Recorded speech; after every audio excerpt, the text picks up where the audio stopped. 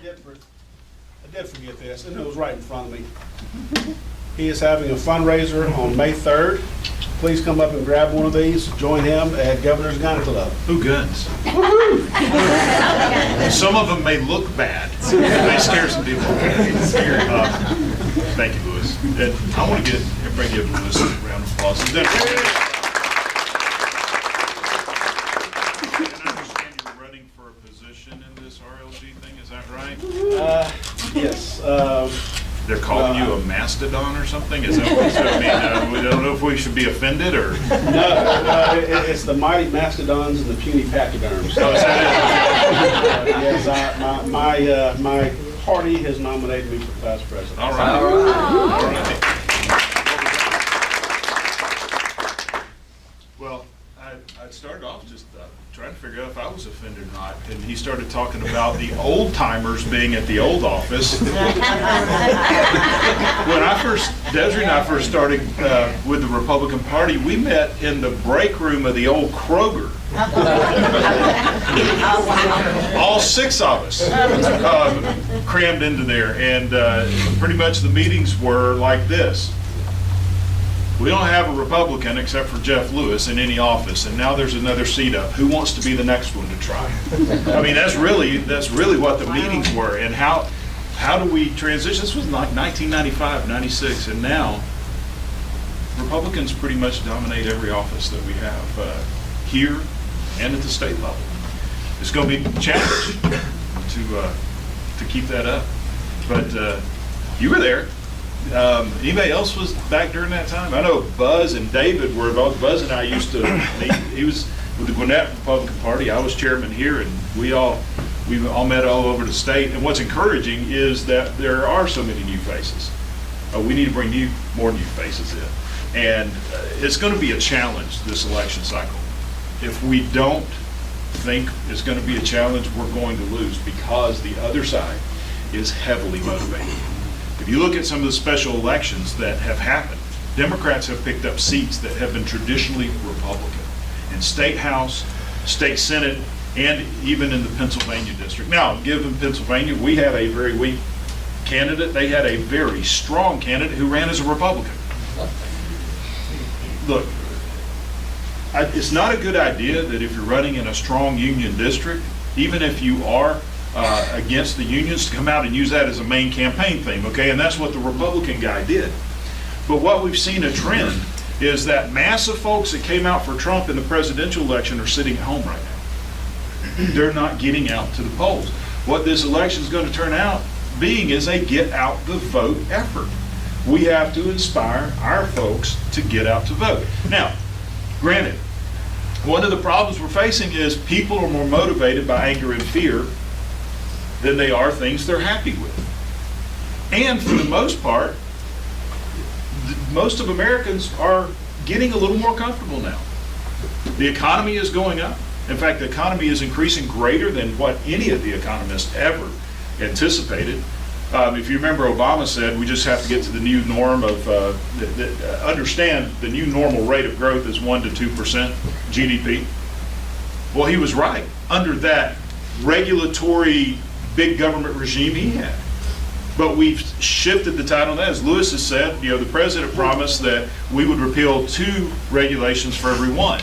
Well, Congress got busy, and in less than the first 100 days, we had already exceeded all expectations of undoing Obama-era regulations, and we've continued to do that, and as of today, we've repealed 22 for every one new regulation.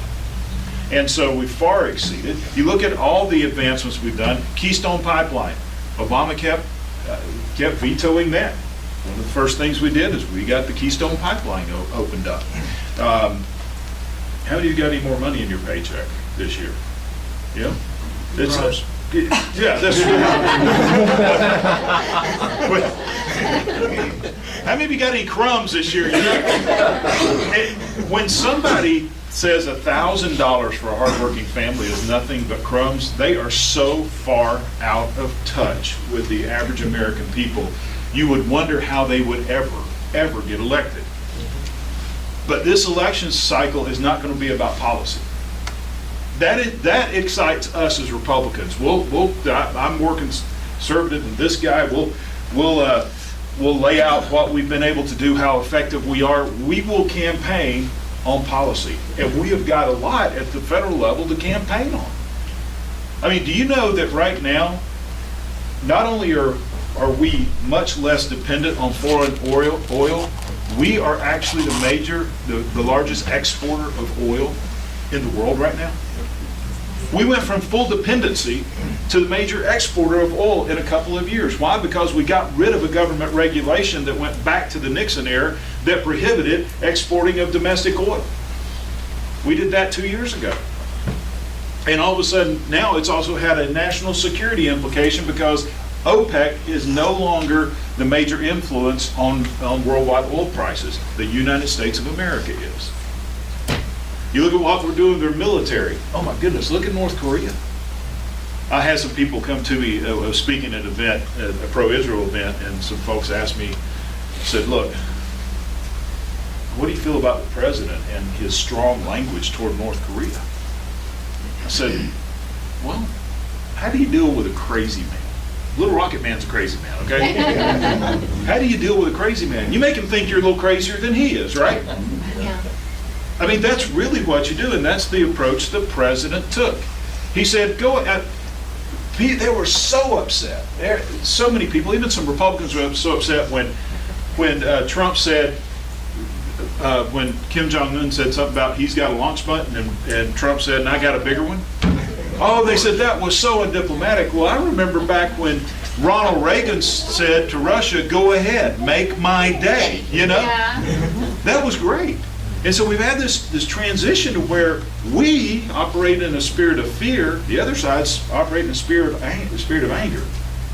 And so in this election cycle, we've got to talk about these positive things we've done, especially tax reform. Why? Because that actually is something people are living right now. I shared a story. I was with the vice president yesterday. We had an event before the speaking dinner. The Hunnikies were there. Anybody else was at the town hall event we did? Yeah, Bruce was there. We did a little panel before the vice president. We were his warm-up act. And I shared this story because we've been told, go get the stories of tax reform. And this is another problem we have. We all call it tax reform. Tax cuts. It's tax cuts, right? Because when you look at it from policy perspective, we simplified this thing significantly. I mean, we cut a lot out of the code. That's for us policy wonks or the geeks, the nerds. That's pretty cool stuff. But what resonates with the American people is paying less in taxes. I've got more money in my back pocket. And so we've heard a lot of stories, and yesterday I shared this story with the event we were at with the vice president. And I've had many businesses come into, in fact, my wife and I go to church one Sunday, and a lot of times after church, as we're walking out, people come up and say, hey, you're doing a good job, but let me tell you, and then, you just start into, this is what's wrong, I'm so frustrated. We walked into church, the guy behind me says, I just want to say thank you. This was a week after tax cut bill was passed, and the president signed it. Thank you. We've been hearing that all over, but the one that impacted me the most was a letter that we got, that was about a week or two ago. It was from a 14-year-old boy in Kennesaw. And it illustrated what we have done with a big government, big centralized federal government mentality to actually squash the dreams of American people. We've always been taught this is the land of dreams, that you can dream. We tell our kids, dream big. But then we throw all these obstacles in the way to keep them from achieving their dreams. This young man wants to be a pilot. That is his dream, to be a pilot. Now, as a pilot myself, I can tell you that's not an easy task. It's expensive. It's expensive for many reasons. Renting the plane, paying for an instructor. A lot of it's because of liability these days, but planes are expensive. It's not expensive to get the training. So most folks rely on going to the military. And but the problem is we have a shortage of military pilots. We have a shortage of airline pilots. Rob can tell you we have people come into our office saying, I've got this idea of a new government program that we could go into to get more pilots. And I'm thinking, how many government programs have we ever done that actually work in the long run, right? They end up spending more money than they're useful. So this young man wants to be a pilot, and he said, I want to thank you for the Tax Cut and Jobs Act that you voted for. He said, because of the money that my family is saving because of that bill and the bonus that my dad received, they're going to use that money to pay for my pilot training. And he's 14 years old. You can actually start your pilot training at 14 years old in the United States. So here's a young man who is so impacted. His life, he's not even working, but he sees that his parents, because the government got out of the way and the government took the chains off of them and gave them the ability that he now has a path to fulfill his own dream, not wait on the government to do it for him. This is the real impact that we're beginning to have on the lives of people. Now, conventional wisdom would tell us, well, all we have to do is go ahead and preach the message of what we have been doing. Well, that's a challenge. Because, one, we have short-term memories when it comes to politics. And I can tell you, you can read our, if you're really, really happy and you want to be depressed, read my Facebook page.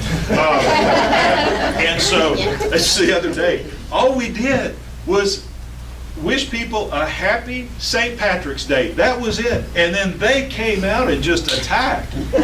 I mean, it doesn't matter what you put on there. Finally, somebody, maybe been somebody in here, said, goodness gracious, folks, all he did was wish you a happy day. Get over it. But this is part of what we face is, one, folks, we can't eat our own anymore, okay? We got a primary upon us. I appreciate what Buzz said. Buzz said there's a lot of good people running for this office.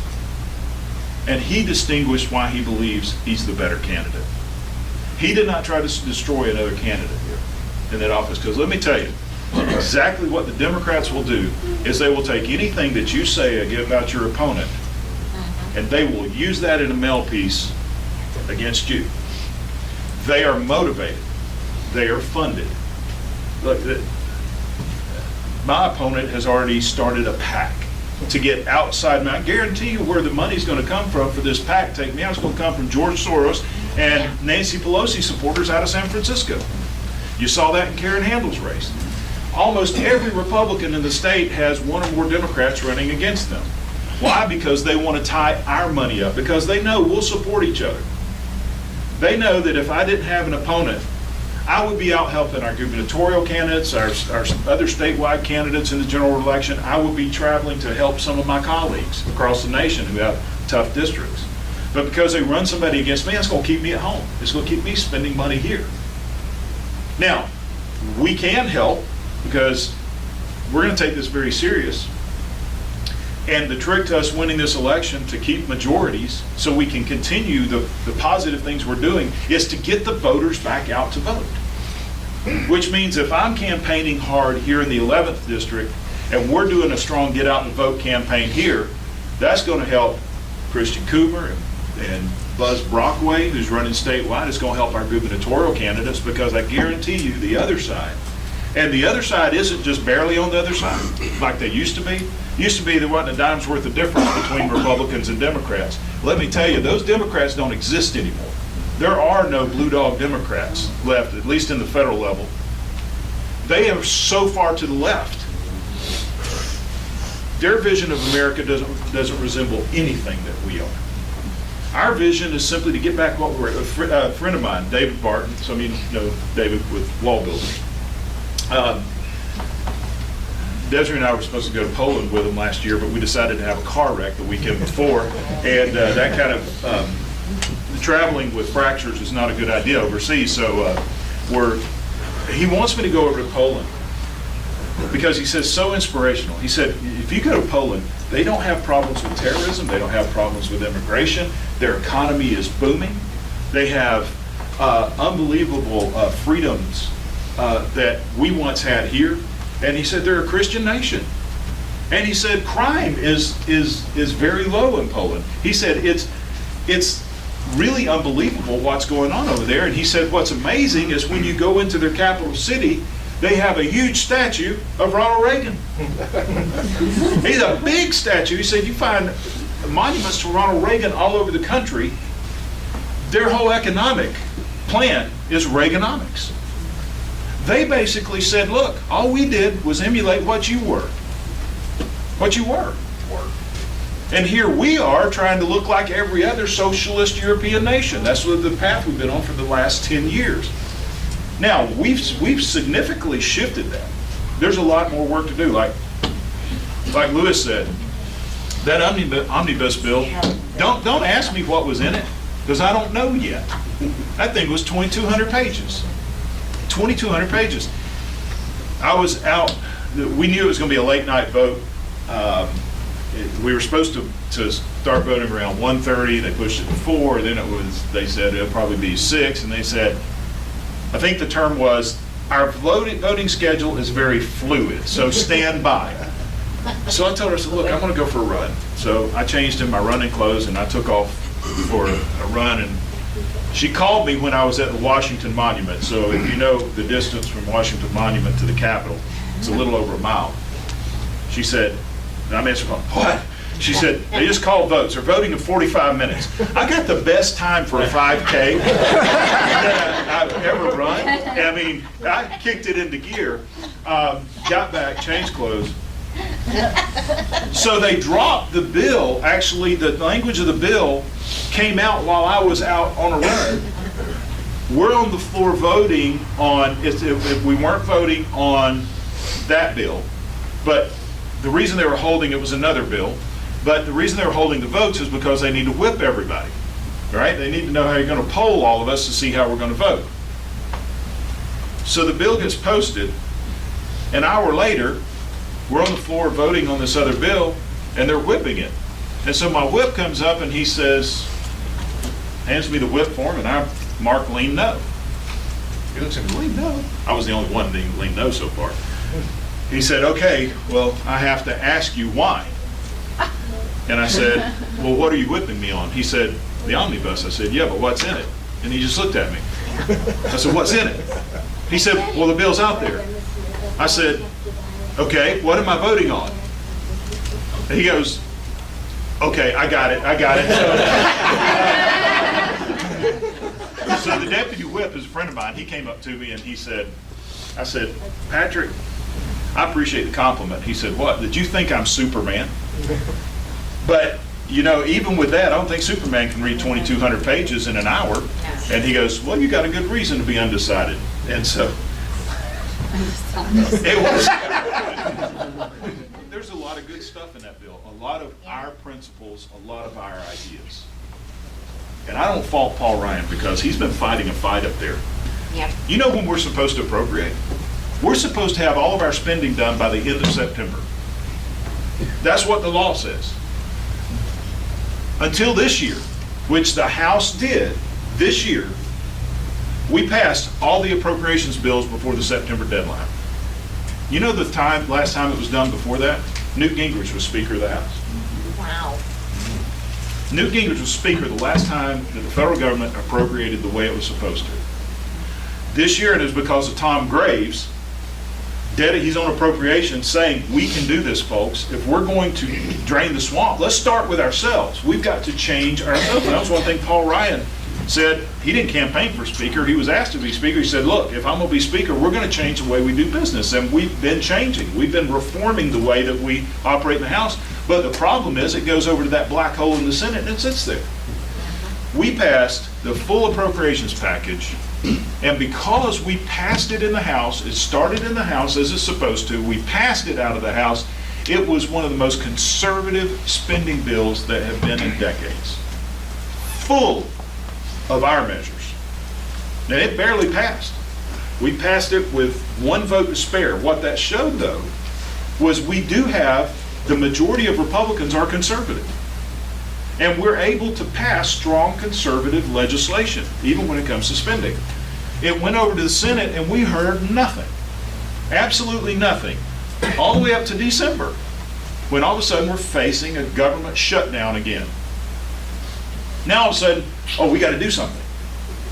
And so press is coming up to me and said, what are you guys going to do? I said, I don't think we should do anything. We've already done our job. This sitting over there in the Senate, and the Senate even, in fact, one of my colleagues in the House, he serves on the Financial Services Committee with me. He's from Kentucky. He's got McConnell's cell phone number. He said, I called Mitch and said, when are y'all taking up our appropriations bill? He said, Mitch said, what appropriations bill? They didn't even acknowledge we had done our job.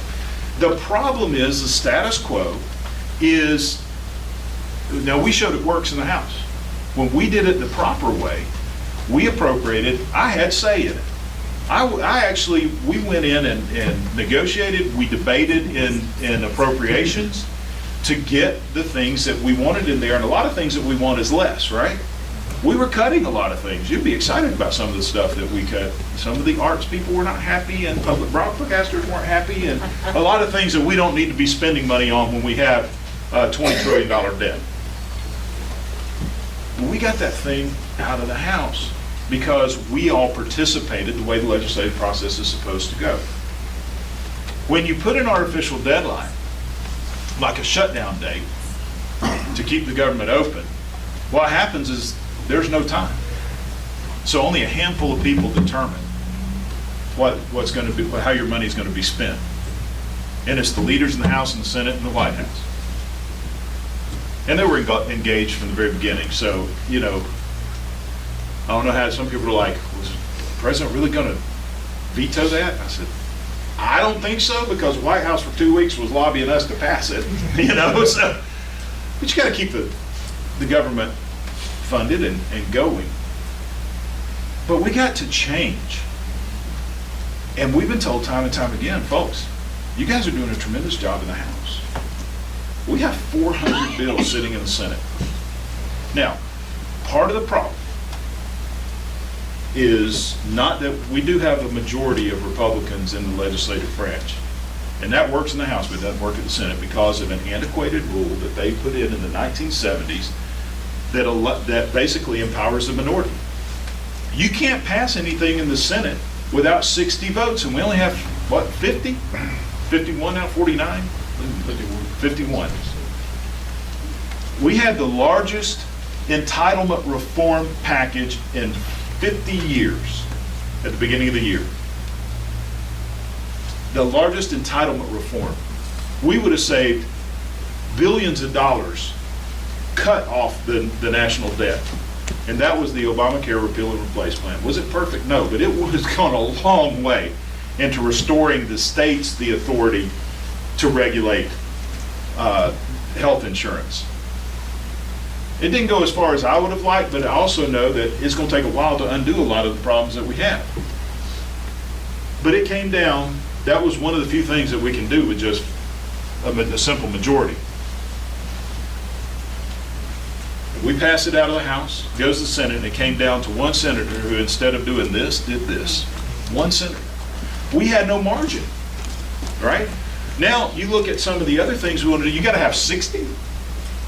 That means we got to have a bunch of Democrats on board with us. And in this case, the only way that we could have passed this legislation was pre-negotiating. Look, let me tell you, we're still analyzing it, and there's stuff in there that's just going to make you sick, but there were more wins for us than there was the other side. So I will dispel some myths that are out there. Even though I voted against it, I think we should be honest brokers of what's there and what's not. It does not fund Planned Parenthood. Okay, it does not. Nothing in that appropriations funds Planned Parenthood, and it's our side saying it does. The reason they're saying that is, in fact, when we did this a year or two ago, I went to the Congressional Research Service, which is run by the Library of Congress. It's nonpartisan. They're our research arm. I said, I want to know how much money out of our regular appropriations goes to funding Planned Parenthood. And they came back and said none. But what is in there is grants that go to the Department of Health and Human Services that go into areas to fund women's health care, especially in low-income areas. These are grants that are competed for, all right? And so Planned Parenthood does win some of those grants, but because of the Hyde Amendment that we have consistently put on every appropriations bill, that it prohibits any funds from being spent for abortion services, no federal funds. But obviously, if Planned Parenthood wins a grant, they can't use that money for abortion, but it saves other money they have they'll use for it. So you can make a trail there. The difference that you're going to see this time is who's running Health and Human Services. This president has stacked Health and Human Services with pro-life advocates who are going to write the rules for those grants to make sure that organizations and agencies that provide abortion services will not receive that funding. Okay? So I just think as we go out, we need to be honest brokers with one another. Of course, in our primaries, we're going to try to beat each other over the head as much as we can. Let me say this. As much as we have done, and we still have issues, but as much as we have done, and as much as we talk about how good the country is going, the positive direction we're going, how much more money you have in your bank account, it is going to come down to emotion. It all comes down to emotion. Desiree and I had breakfast with Ben Shapiro, when was it? Wednesday morning. And it was very enlightening about how you have to deal with the new voters out there, especially the younger voters. It's all really emotion. It's about fairness. He said if you were to sit down with a lot of these folks that you see out protesting, and you laid out a policy agenda, they would not consider themselves socialist. Okay? But they all support Bernie Sanders because what he says is fair. They think he's fair. All right? Well, it's not right that somebody should make a whole lot of money and somebody else shouldn't make any money, even if they're not working. You know, this is the idea. But when you make it personal to them, for instance, he said, you can't go and talk to one of these folks and say, Social Security's going to go broke, and there's not going to be anything left for you by the time you get to 60. To them, 60 years old is millennials away. They're not thinking past next week, much less 60 years old.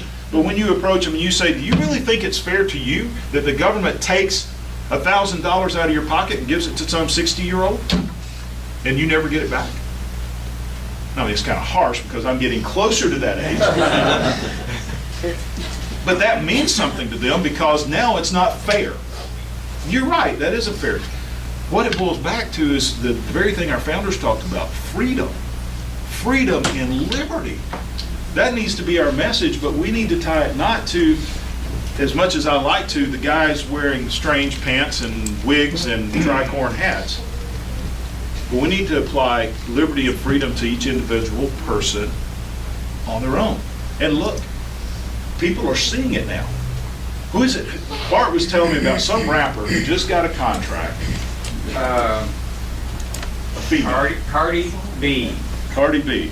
Apparently she got a contract, and her signing bonus, when I guess that's what they call it in the music industry, like they do in sports, when she got her initial check, 40% of it was gone for taxes. She also became a Republican overnight. She still doesn't know it. But all of a sudden, the reality is like, she's demanding to know where that money's going. I want to know where that money's going in the government. I'm like, hallelujah, now it's become personal. If you Google it, watch the language.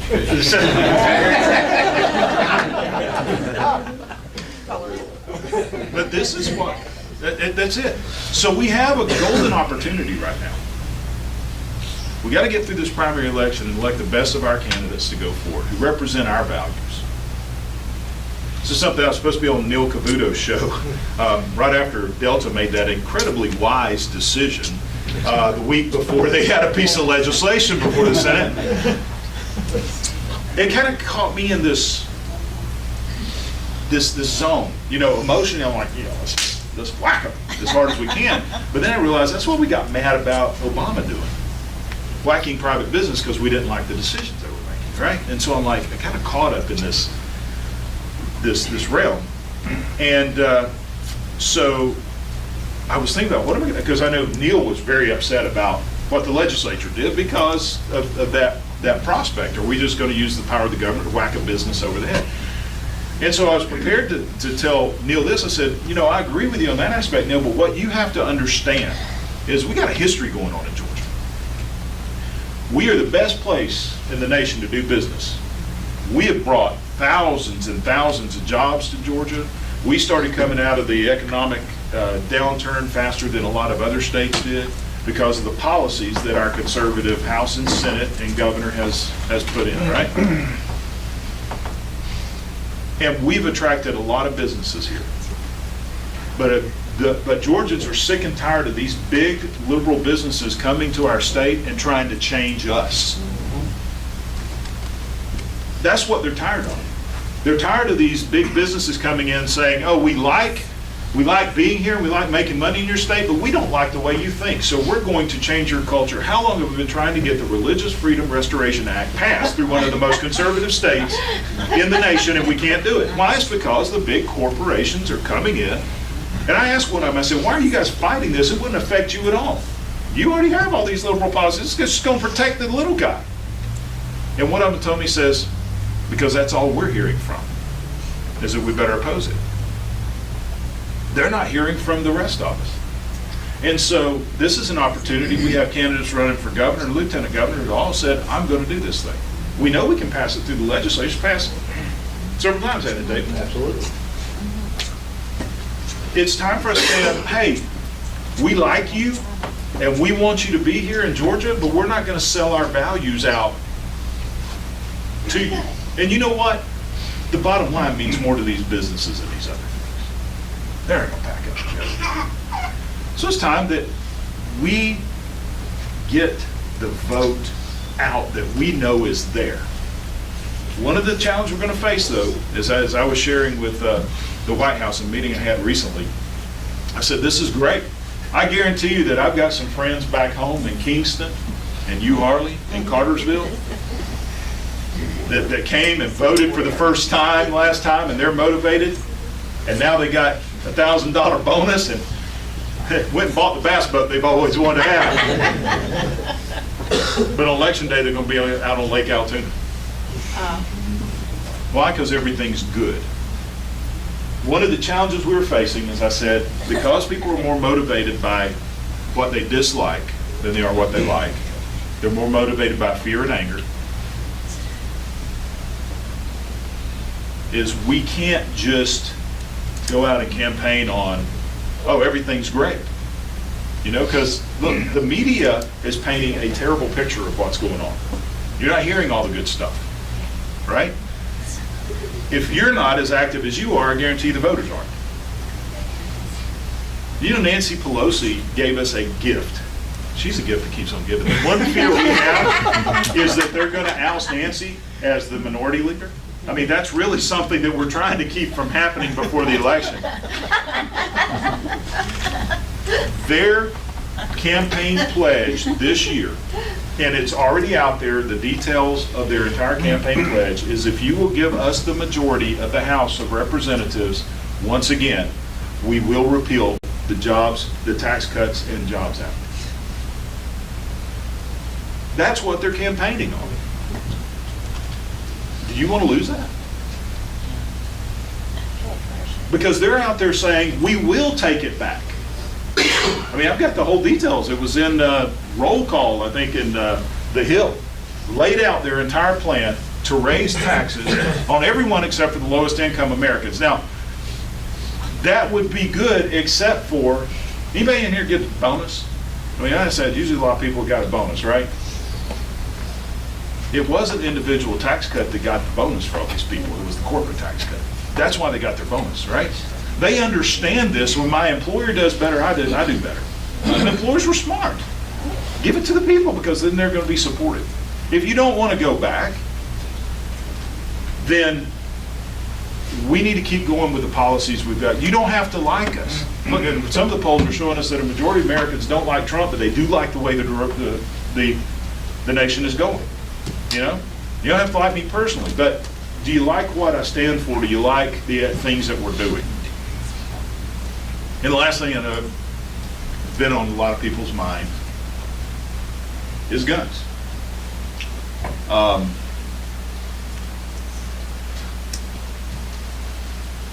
As a potential victim of gun violence on a couple of occasions, I've got a little more leeway to speak on it, right? I had a former school administrator meeting with me. This was maybe a week or two after the Florida shooting. And he sat in our office, we were talking about another issue with Social Security. We get done, he said, I've always been a strong advocate of Second Amendment, and my daughter, I'm a member of NRA, and I've always opposed all of this, but this time I have to agree with my daughter and my granddaughter. My daughter's a teacher, my granddaughter's in school. I have to agree with them, it's time for us to ban the assault weapons. And so I let him talk, and I said, oh, I truly understand, I do, I understand your feelings right now. But what you're talking about doing is making schools safe. He said, absolutely. I said, okay. So let's put that emotion aside for a minute. For centuries, we've had the freedom and liberty of the Second Amendment here in the United States, which means there are centuries worth of firearms already out there. The next school shooter is already there. We know that. The next person who's going to walk into a school and shoot it up is already there and probably already has a gun. For sure has access to one now. How will banning any type of weapon stop that next shooting? And he thought for a minute and he said, well, we could make it a harsher crime to use that weapon. I said, okay. So somebody who's going to walk into a school and commit capital murder, which means you can be executed, the worst crime of taking somebody's life, adding another felony charge is really going to deter them from doing it? When he stepped back, he said, okay, I think you're right. But what do we do? And I said, so this is the problem. It's like reacting, what is the lowest hanging fruit that we can just grab onto to make ourselves feel better that we did something? I said, Steve, when's the last time we had a shooting in the Bartow County Courthouse? Never. Anybody been over to the courthouse? Who's standing out front? A good guy with a gun, right? Yeah. Have you ever tried to approach one of these Hollywood celebrities? They're surrounded by bodyguards, right? And what are they carrying? Guns. Desiree and I were the vice president. We rode in his motorcade yesterday. Guess what? We had a whole lot of people surrounding us with what? Guns. How do you stop a bad guy with a gun? A good guy with a gun, right? When I was pinned down on the baseball field with this nutcase Bernie Sanders supporter shooting at me, one of the things I was thinking about it was I'm listening for the sirens. Because what I'm listening for are the good guys to come with the bigger gun than what he has. Because we had, at that point, one of the Capitol Police officers already been shot right in front of me, and the other one's out there, and he's about out of ammo. I mean, he's 20 feet from me, and he got hit. And I'm like, where are the other good guys with the big guns? All right, so where's the one place that we put the most vulnerable of our society with absolutely no protection whatsoever? In the schools. No, there's zero. We have to look at this. Look, we live in a bad society. It's true. There are bad people out there. Things are a lot worse than they are now. It's a cultural issue we have. But we have to get away from the emotional aspect. Now, do we arm the teachers? I don't know. That's up to the local school boards to decide, not the federal government. All right? That's for Derek to decide. I guarantee you there's a lot of teachers out there who probably don't want to have guns. I guarantee you there were some teachers I had when I was in high school I didn't want to have a gun. But Arkansas has actually done a program. They did it a long time ago. The Sheriff's Department trains and deputizes at least two people in every school, and they never name who it is. It's usually an administrator and one of the engineering or custodial staff. If they don't name who is actually armed, and those guns are kept in a secure area that those two people know how to get to. And they hadn't had any instances. Why? Because just the knowledge that somebody may be there to stop you, and it does work. What happened up in Maryland last week with the school shooting? An armed deputy in the school shot the bad guy before he could shoot anybody else. We hate to think that about our schools. But I guarantee you, if we look for Washington, D.C. to fix this problem, I won't vote for it, but we'll pass some type of gun control legislation and walk away from the issue and we're done. And that's just the way Washington works. This needs to be a local issue. This needs to be an issue that the school board here decides on and the state legislature decides on. The thing is, we have to campaign in an emotional world, but we have to bring our principles to that level and bring it out in such a way. First of all, you have to show you care. That's what Ben Shapiro said. They don't want to listen to your logic till they know that you care. So you can't make this argument saying founding fathers and Second Amendment and showing a picture of an AR because that really scares them. I mean, the better way of doing this is dropping down a set of car keys. Yeah, it kills more school students every year than have ever in the history of this nation been killed by gun violence. You want to be 21 before you get a set of these? No, they don't want that. Cell phone. More teenagers die because of using this while they're using these every year than have ever been killed by gun violence in the history of America. You really want to get them banned this from them, right? Yeah, I'd like to. Yeah. That's where you have to approach this. So, we've got some challenges, but we can win this thing. We just got to change the way we think and the way we approach. Been part of the Tea Party movement for years. But that Tea Party campaign and mentality still works in our primaries, but it's not going to work in the general. Not the loudest voice in the room. You've got to be the most principled, but the most caring voice in the room. That's the reality of how to win this in these days. And that's one thing that we've invested a lot in. How do we actually communicate? Because it's so frustrating. We try to get our message out. God bless Desiree. She actually reads that Facebook stuff. I can tell.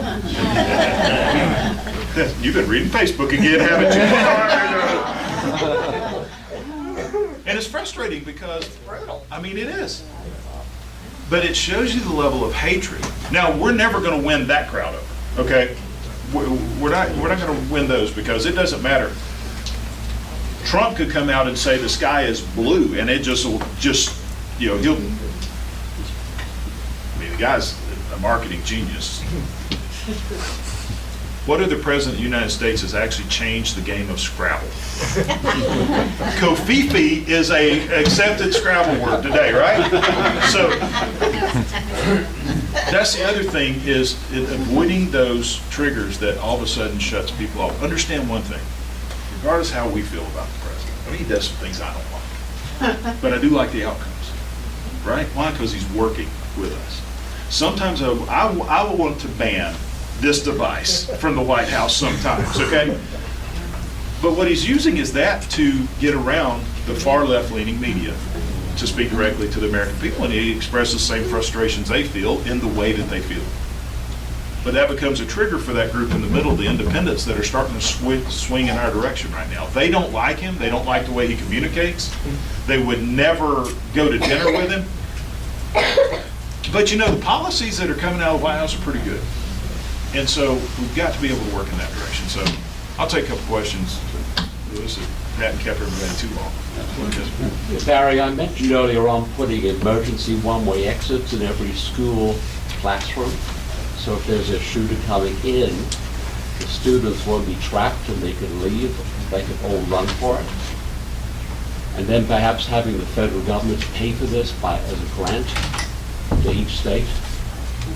What do you think of that? Because the last thing you want to do is trap the kids in a classroom, terrified, and they're trapped. knowing that there's somebody outside in the hallway shooting up other classrooms and they need to get out.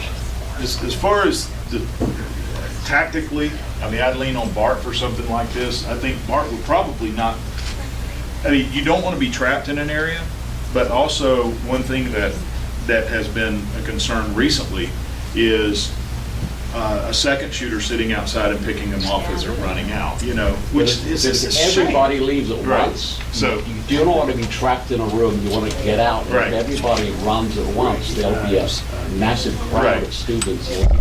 To me, those decisions have to be left up to the local school board, because the way you secure a school in downtown Atlanta is going to be totally different than the way you secure a school in Quitman, Georgia. I mean, it's totally different. The only hesitation with the federal government funding is we just don't give money. When we give money, what comes with it? Specifications, requirements, and red tape, and probably a 25% overhead burden of making sure that you're, and to me, I would rather that funding come directly from the states. It may take a while to get to that, but I mean, Steve can tell you about, well, they're building a lot of roads right now. They're saying, don't give us any federal money for it because it's too hard. I think I appreciate the way you're thinking in there. And I would say those exits would be, that decision should be left to the local school boards in the state. And the funding, I mean, that, in this bill that we just passed was a lot of funding for school safety. And I think that's a good thing. It's just my fear is that grows into another bureaucratic scheme, that too much red tape. Yes, just to speak to that, I'm a dad with 4 young kids, school-age kids that are in the school system, and to my knowledge, all the schools, at least that I'm aware of, all have individual exits, like external exits on every individual classroom door that they can get out, and they've been going through lockdown drills and training and the teachers, and so I mean, my second grade little girl, she knows what to do now, and my 4th grader, he knows what to do now, but our school system, I feel like, is doing a great job of making sure, in the city and the county. And like I said, I think every, classroom has an individual exit. Well, a lot of schools are multi-level. Yeah. So, as Trey was talking about that, and I'm sitting there thinking, David, when we were in school, we did tornado drills, right? Well, We're doing shooting drills. yeah. If that's not a testament to it, and it's not the guns. Okay, when I was in high school, I had a gun rack on my pickup, and I had a .22 and a shotgun in the parking lot of the school every day, right? Nobody got shot. Nobody cared. Yeah, it was, one of the football coaches would go out and shoot out back of the high school in the afternoon. That's what we'd take them. We live in a different culture today, and that is the crux of the problem. And let me tell you, I, nor anybody in Washington, can fix the problems with our culture. David or Buzz or Christian or Bruce, no one in the state legislature could fix those problems. All legislative bodies are a reflection of culture. And the rotunda is a statue of James Garfield, President James Garfield, and he faced this during his time. And he said, basically, if you're looking for Washington to fix the problems with America, you're looking in the wrong direction. He said it this way: if Congress is reckless, ignorant, and corrupt, that's usually when everybody starts nodding their head. That's it. If Washington is reckless, ignorant, or if Congress is reckless, ignorant, and corrupt, it's because the people accept recklessness, ignorance, and corruption. Who's in charge? You are. You are. You keep sending the same bad voters back, right? They're a reflection of culture. This week is the second time that we brought a group of pastors from our district to spend 3 days in Washington, D.C. First group was all from Bartow County. We brought them up there. David Barton came and gave a tour of the capital, the Christian heritage of America. And they spent an entire day meeting with members of the House and the Senate. I walked into one of the meetings, and they're having in the room in the Capitol that we set aside for them. And I walked into this in-depth theological discussion going on between all those pastors. And I mean, it was multi-denominational pastors. And I was standing there impressed, and so when I got a chance to speak, I said, how many of you actually thought that you would ever be in the United States Capitol having an in-depth theological discussion in one of the meetings with members of Congress? They said, never. But we have more evangelical Christians serving in Congress today than there has been in 50 years. 50 years. That's what I want them to see, is there's hope on the horizon. This second group we brought up was, this first group was what, 40? We have 55 this time. The report I got yesterday was like the same thing we heard from the first group. One of them said in the 30 years he's been in ministry, he's been to every conference and seminar and training you could go to. He said those 3 days, I got more out of that than I did in all the others combined.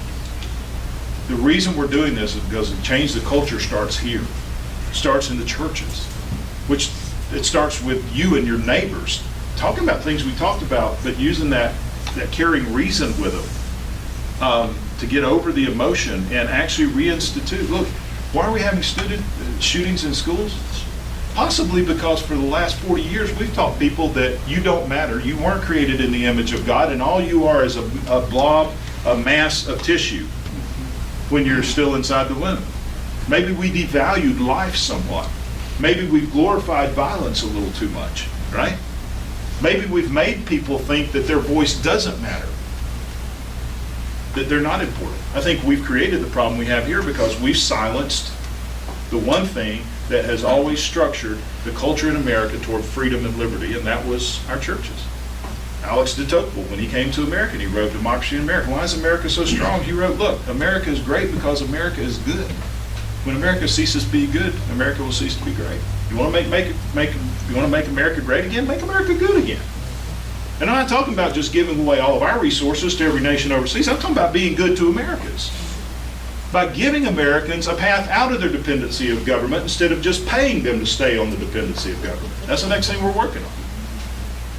And so, I don't rattle on too much, but I think Saturday everybody wants to go. Thank you so much for allowing us to serve. It has been an interesting year. We are in bubble wrap. We just call it the bubble.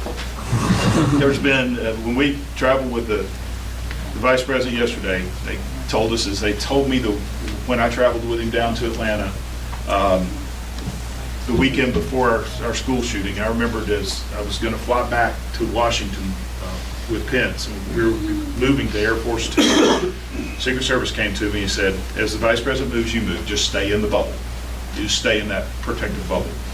And that just stuck with me, and I realized that through the school shooting and the car wreck and being shot at a second time here, and then a train wreck on top of it, we've been in a bubble the whole time. And as I told the Atlanta Journal-Constitution, who ran a front page story about all this stuff that happened, and I was honored that they actually quoted me accurately this time. And I didn't think they would, because I'd used a lot of scripture in that interview. And they said, in the end, what's your takeaway from all this? I said, it was something Desiree told me as they pulled us out of the car after it flipped over 3 times on the interstate, and we're sitting there waiting on the ambulances. She said, this happened for a purpose. And I started thinking about it, and I started dwelling a lot on what is the purpose. And I realized it's not for us to figure out the purpose. God will reveal that to us. It's like, let me give you a piece of advice. If you ever have some type of symptom, you're not feeling well, please don't Google it. If you Google a headache, you're going to die tomorrow, okay? So I'm really trying to figure it out. Trust in the Lord with all your heart, and lean not in your own understanding, because we can't understand Him. In all your ways acknowledge Him, and He'll direct your path. That's what I told the AJC. I said, that's my life scripture at this point. I'm not going to try to figure this out. I'm just going to trust God is there, and I've got a purpose. Because she was asking, how can you still be here doing this after 4 near-death incidents that's happened to you? I said, because I can't figure out why. Now, I would never say this, but y'all remember there used to be a bumper sticker that said, stuff happens? I didn't exactly say stuff. I mean, that's just kind of the way life is, right? It's going to happen. There's nothing I can do to change that situation. But just trust God and go on and do your business. That's what we got to do. Let's trust God and do our business. Try to take as many people with us as we can. Thank you, Lewis.